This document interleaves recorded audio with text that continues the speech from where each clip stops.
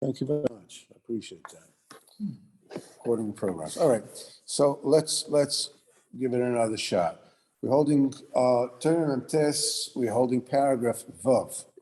After we established that principle that you rectify and you elevate the malchus by making sure to push away bad thoughts and draw in good thoughts.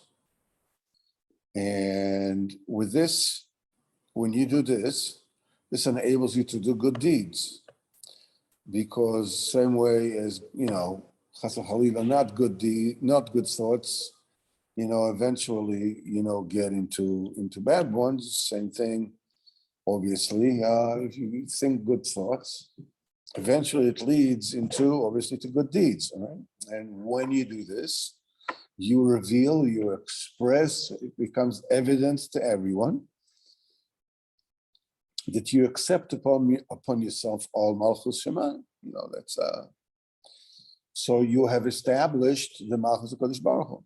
Malchus is something that has to be visible. It can't be a secret. It has to be visible. Because En Melech V'lo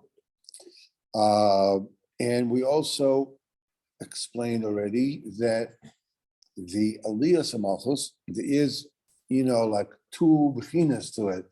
One of them is, of course, with the thoughts.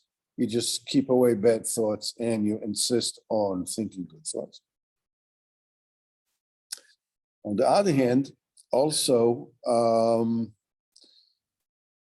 you achieve the same thing by davening with Kavon Salev. You connect the words that you're saying to your heart. Now, you said the Avodah Shebalev is the tefillah, right?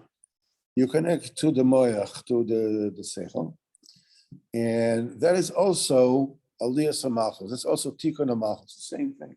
Tefillah is Malchus.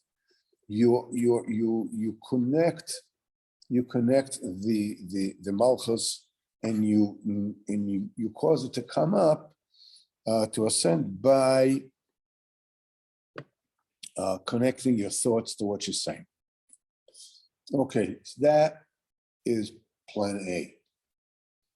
Obviously, we need a plan B in case, I goofed up, and I damaged the Malchus, through, various milfisuns, not so good, not something I'm going to announce to everyone that I went ahead and did it.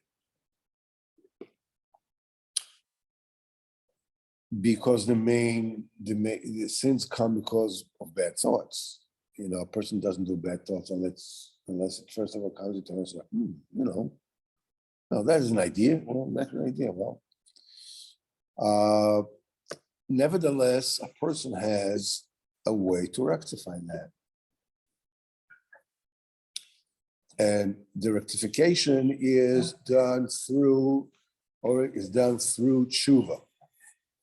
Tshuva depends on the heart, and the heart is the sphere sabina, right? That's the heart of liba, bina and tikra bina. No, it's okay.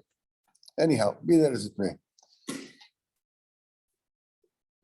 So until now, we explained that the tikkun and ascension of the malchus is when you keep yourself from bad thoughts.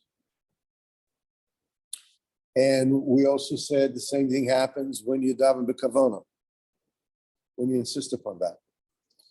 And the main averos come from bad thoughts, as we said.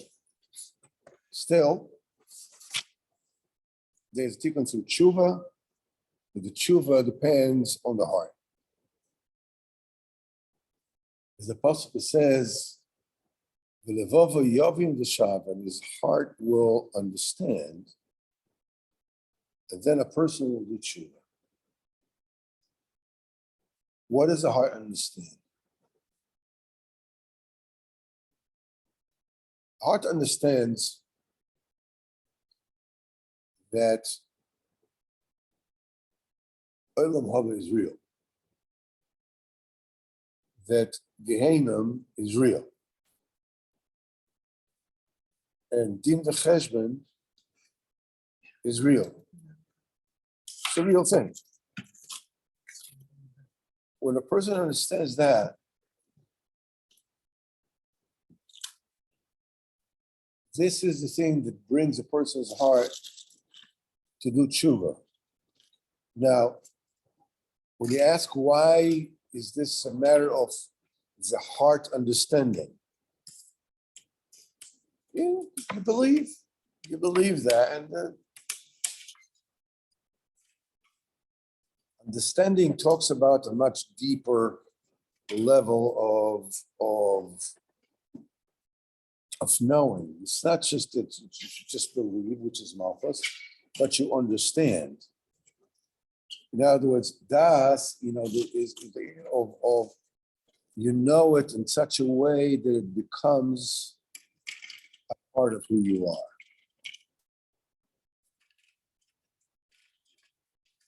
The reason for it is that we all, Baruch Hashem, believe.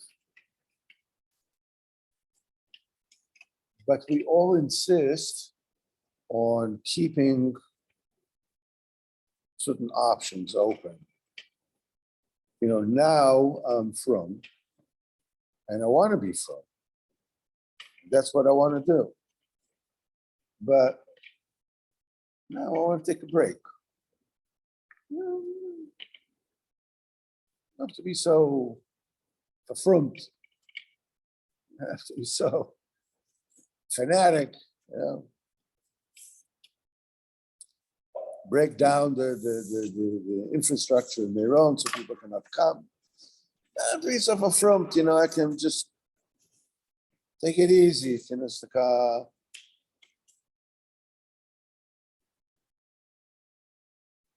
The Zohar says that the avodah of a person when he's young is much more valuable than the avodah of a person in his later years. Much more, The avodah of a person during his teens, during his younger years, is much more valuable than the avodah of a person in his later years. No, not because of that. Not because of that. No. The Zohar says, Yankusa klilo devarda. Yankusa, young age, youth, is like the bloom of the rose. It's like, that's where the beauty is. So what's the big deal? Make youth, make a person young until old age. If that's the main beauty, but the answer is that the main value of the avodah of a person when he's young is because when a person is young, the idea of old age, of illness and dying, by and large, is very theoretical. Yeah, it can happen. But as my grandmother last show used to say, something in Yiddish, she said, the young may die. The old have to die.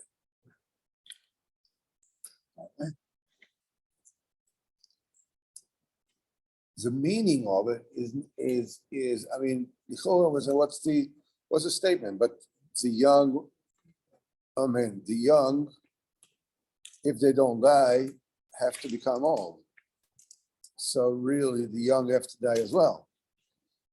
But we know from our own experiences that when you're young, it's in the periphery of your mind. It's somewhere on the side. That's all right. The real thing is your career. The real thing is your family. The real thing is your, fun and games, whatever it is. But as a person gets older, more and more illusions are being stripped off. And what dawns is like, that thing that we're talking about, getting older, it's real. It's real. Oh, son of a gun. I never thought that was actually going to happen. I thought, it happens to people. When I was young, I remember we were talking about, older people. I thought they were born old.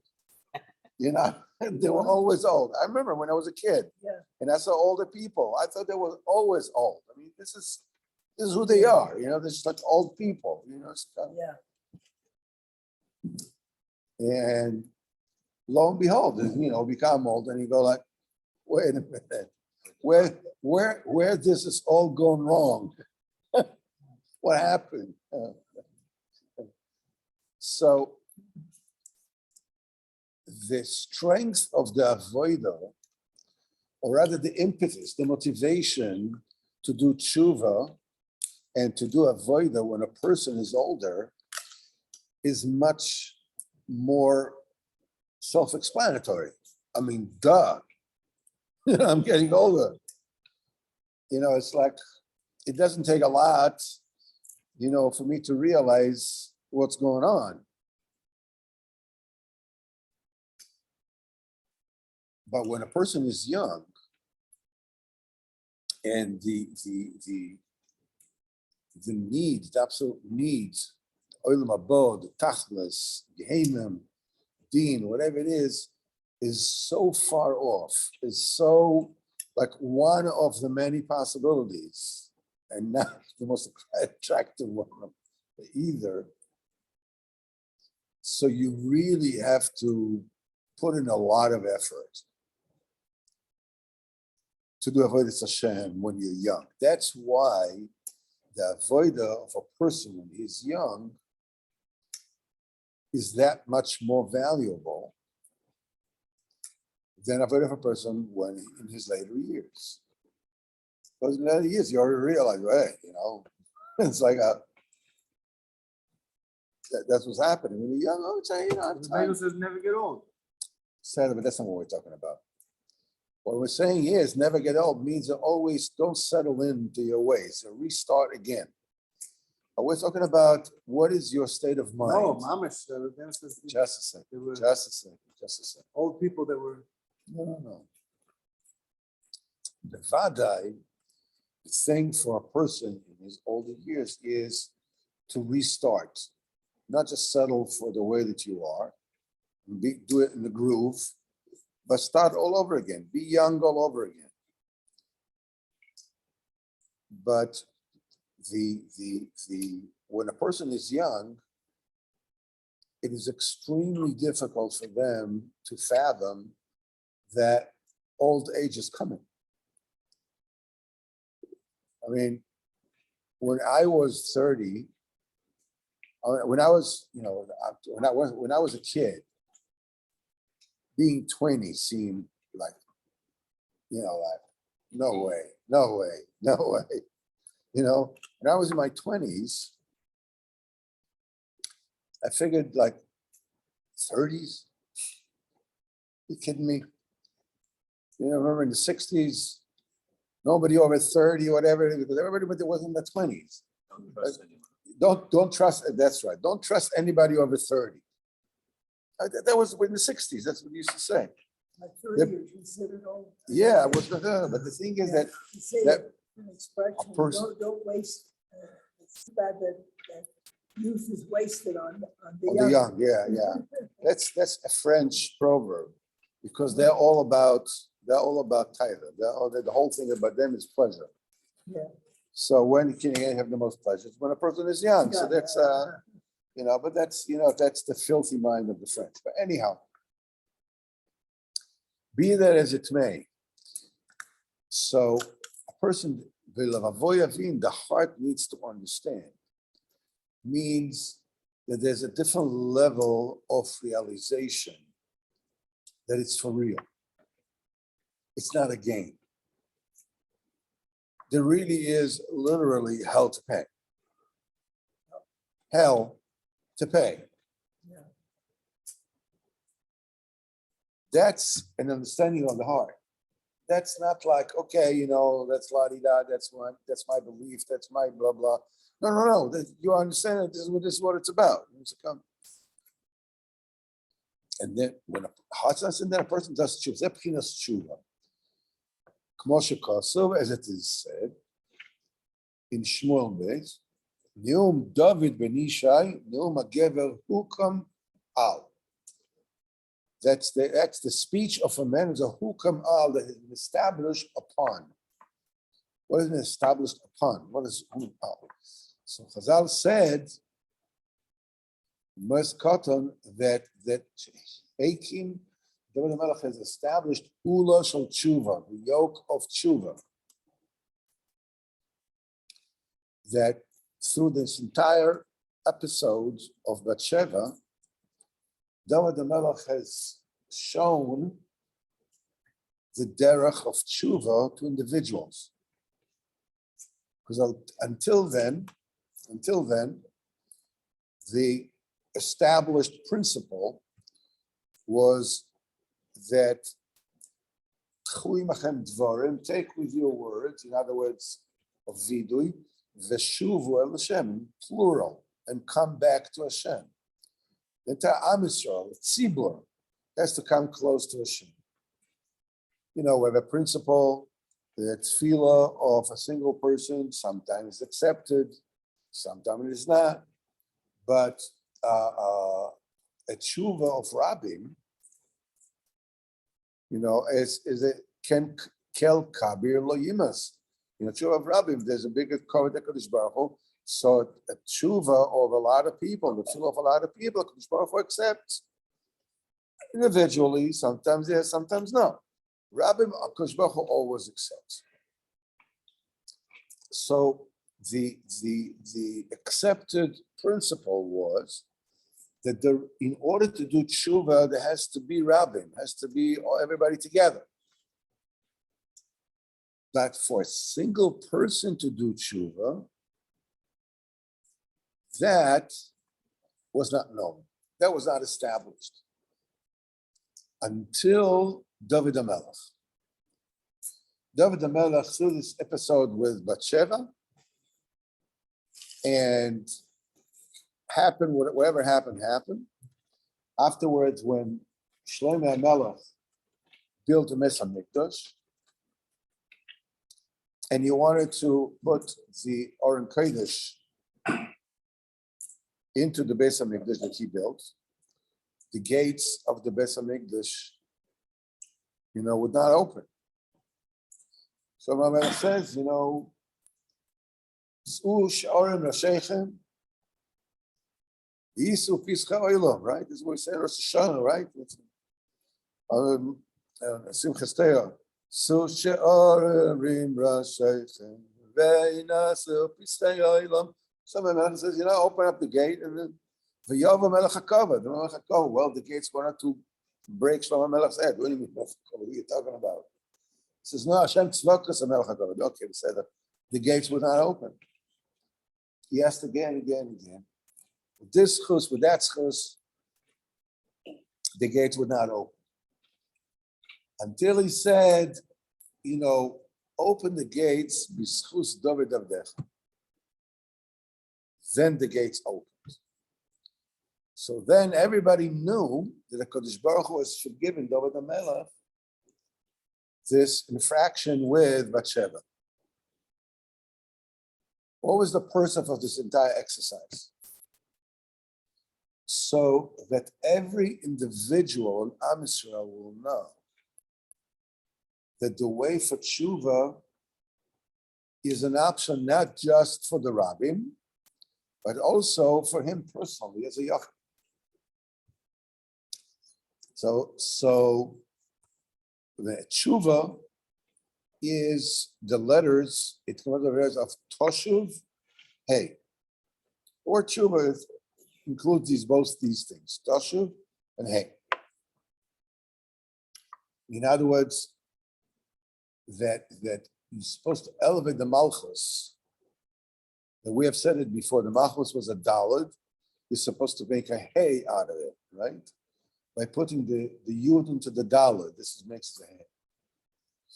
So he says, it's a tshuva as toshuv hey, return it to a state of a hey. Shenasas midaled hey. We said when a person sins, he's speaking the malchus gets further away from the chachma, which is the yud. It remains daled, it remains bereft, empty, and full with dinim. Person does tshuva, he elevates the malchus, connects it with the yud, with the chachma, and becomes a hey. And it says, Vikara tshuva toli balev. The main crux of tshuva depends on the heart. As we said, the lavava yovim v'shabbos, we explained before. The heart will understand, the person will do tshuva. And then the person is mesaken, he fixes, and he elevates the bina, which is the heart. And through this, the machas also, because they are dependent on one another. And this is that principle, that mechanism that we said. Mi zois oilo. Shir Hashem, Shlomo says like, wow, who is that one coming up? Mi zos oilo. Chazal said, there's a word missing here. Mi im zois oilo. It's not just a question who is coming up, but actually a statement of me is oilo is coming up together with the zois. What is me and what is zois? They're both coming up together. Me, we already spoke once before, it is Sabina. And Rabbi Statman said the reason why it's me is called Bina because there are 50 gates of Bina. So me is Gematria 50. So me is something that denotes the Bina. Zois is the Malchus. That's the one that you can see. That's it. Me im zos oila ula shel tshuva, aliyah shel tshuva, the elevation of tshuva, which is the Malchus, which is Zu, goes together with me. The Bina, as we said, is me. And the Bina goes up, Malchus goes up. Malchus goes up, it connects with Chochmah Bina, and the Daled becomes Hey, Toshuv Hey. This is enough true. Now, Rabbeinu takes this one step further, but before we actually go with this one step further, let's touch a little bit about Lag BaOmer and a little bit of what we spoke about last night, because not everybody was there. And didn't get to go to Maroon. that's right. And being that, my son was also supposed to go there. He actually had tickets. I have to do too. Yeah, and he couldn't go. Yeah, anyhow, so he's here. He's just like you, he's here. Anyhow, so let's talk a little bit about a few minutes. Reb Shimon Bar Yochai, Lag BaOmer. Last night we learned the Akdoma, Lechu Chazu, from the greatness of Reb Shimon Bar Yochai. Reb Shimon Bar Yochai is a phenomena that is, until Uman Rosh Hashanah, we haven't seen anything like it. Reb Shimon Bar Yochai, everybody comes. And we're talking about, on normal years, we're talking about hundreds of thousands of people.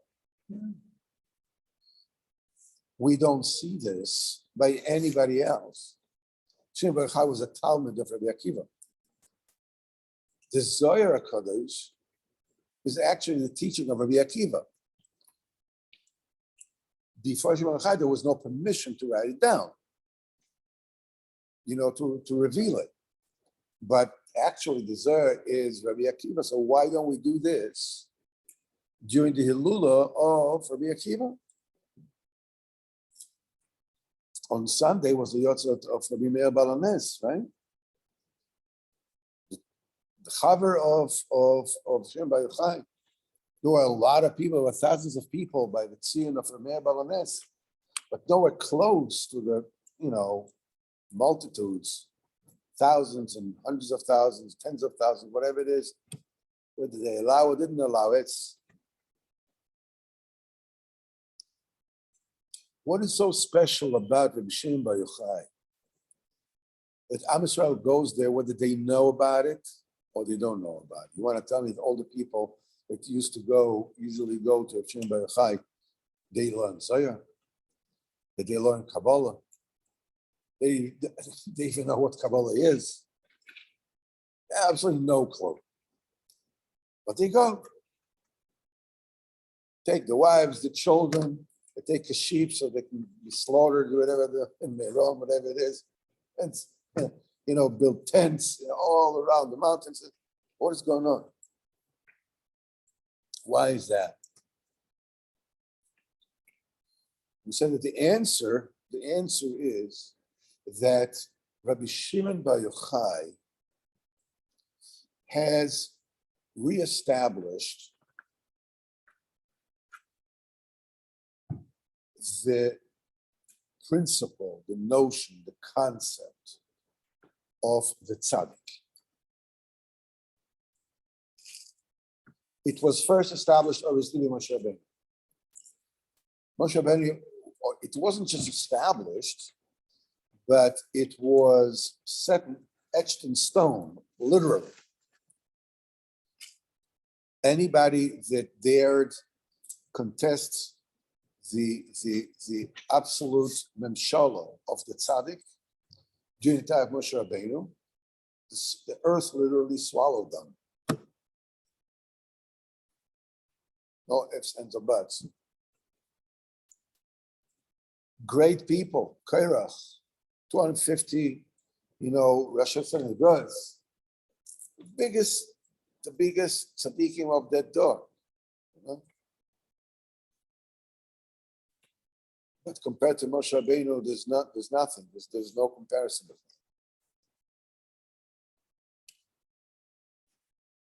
We have to understand what happened here.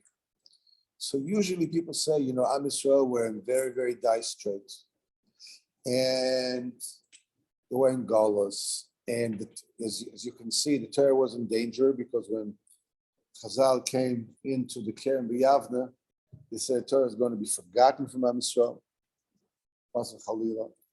So there comes the time that the Kiyum Torah has to be reestablished.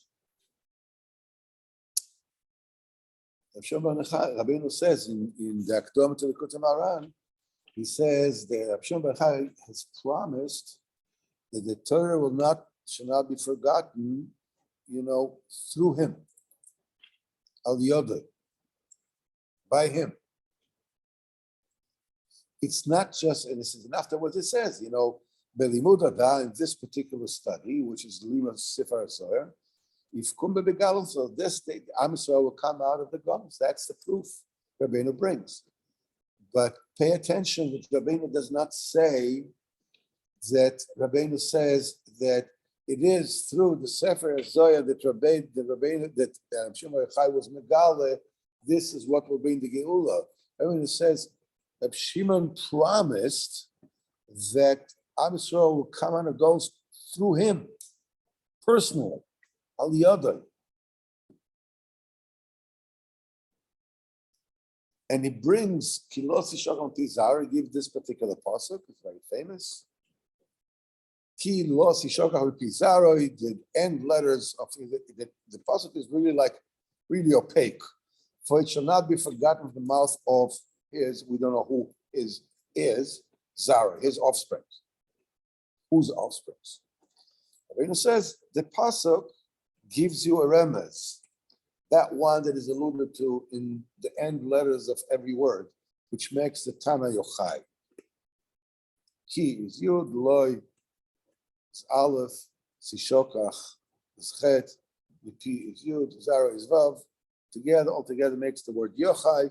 So from the mouth of the child of Yochai, the Torah will not be forgotten.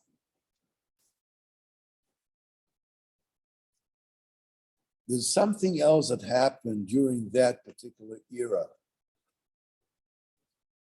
In fact, not long before Rabbi Shimon Bar Yochai. That is that Yimach Shemoi V'Zichroi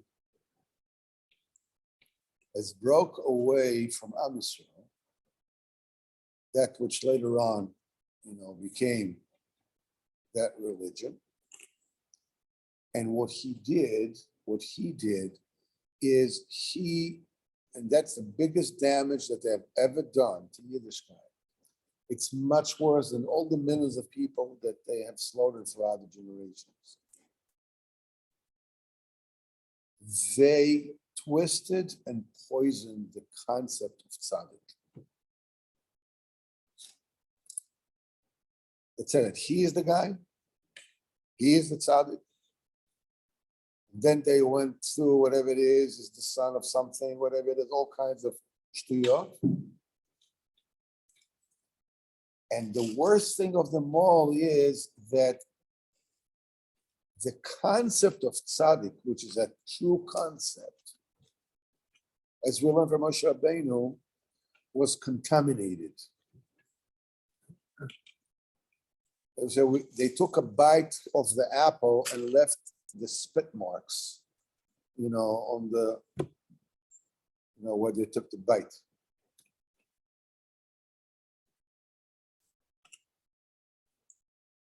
The Shimon Bar Yochai reestablished that union of tzaddik, that everything depends on him. Wasn't it around the same time? Yeah, it was just before. Yimach Shemoi V'Zichroi was just before. Before? Time of Rebbe Akiva, yeah. Was? It was a time of Rebbe Akiva. Yes. Yeah. So Bar Yochai was the Talmud of Rebbe Akiva. It was just immediately after. It's around the same era. I don't really know, It doesn't matter. We don't need to know. What we need to understand is what. Jews, wasn't it like Jews? Yeah. Yeshua did this whole thing? Yeah, what the Jews went, the Jews went after him. There were Jews that went after him. Later on, the Gentiles joined in, and then they pushed out the Jews, and they took over. And what? Yeah. I mean, they basically, it was, first of all, it was just Jews. Certain Jews went together with him. What? Whatever. I don't want to get into the.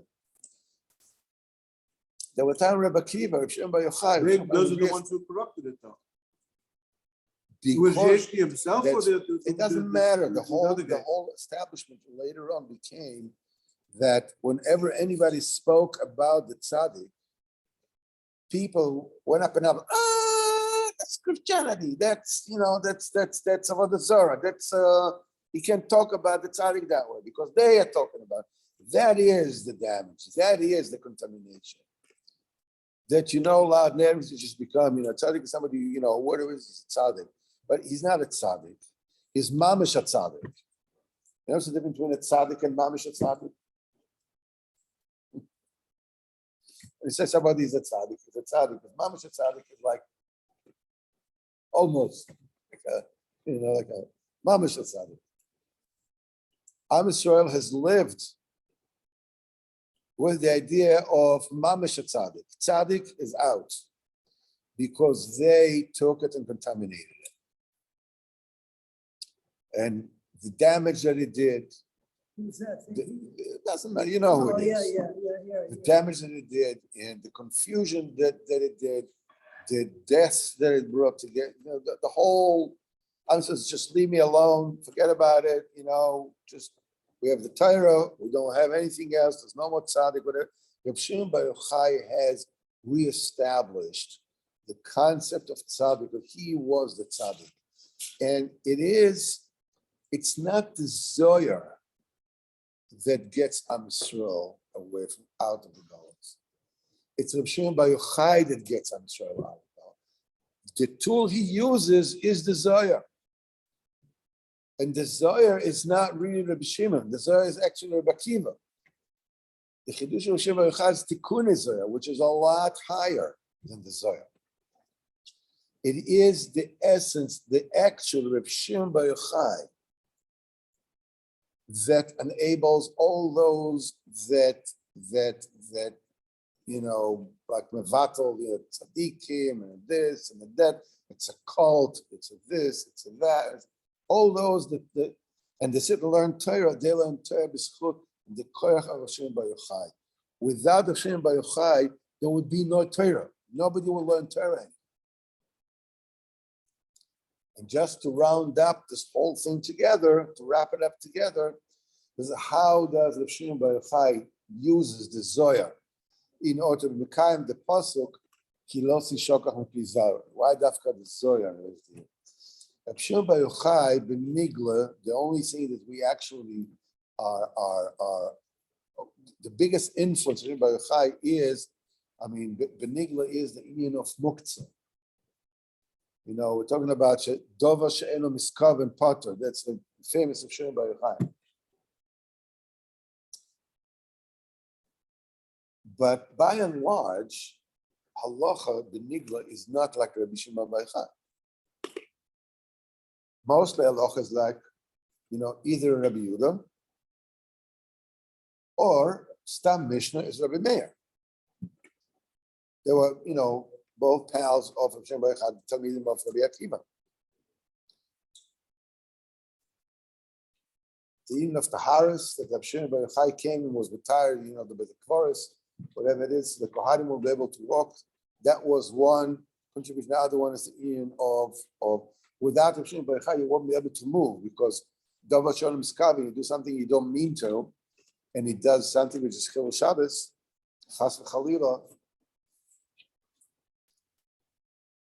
But the point is that throughout the Shas, Reb Shimon Bar Yochai, Yochai is spelled Yud, Vav, Ches, Yud. There's no Aleph there.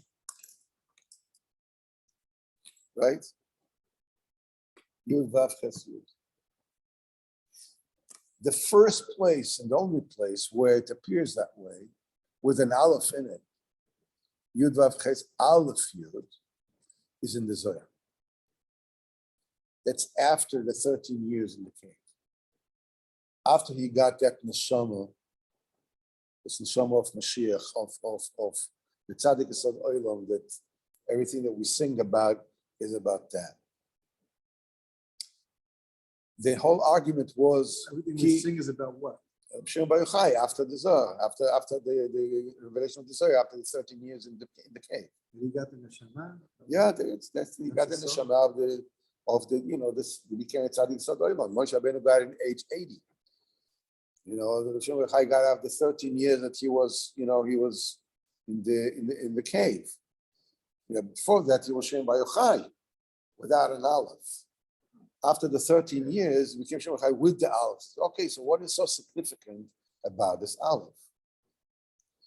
When you take Ki lo sishokach mipi zara, and the last letters of every word make up the word Yochai. So Ki, the last letter is Yud, right? Loi, the last letter is Aleph. Sishokach, the last letter is Chet. Mipi, the last letter is Yud. Zaroi is the Vav.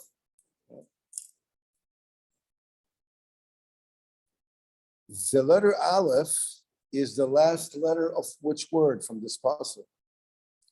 Ki lo yisishokach mepizaroi. Where is the aleph? Low. Lo. The pasuk says ki lo, so it should not, it will not be forgotten. What happens if you take off the word lo? What will you have left? Ki sishokach mepizaroi. The Torah will be forgotten.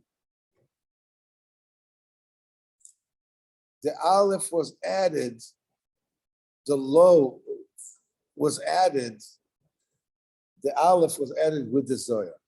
Shem Bechai is written with an aleph, first time and the only time in the Zohar. The Nigla is Shem Bechai version 1.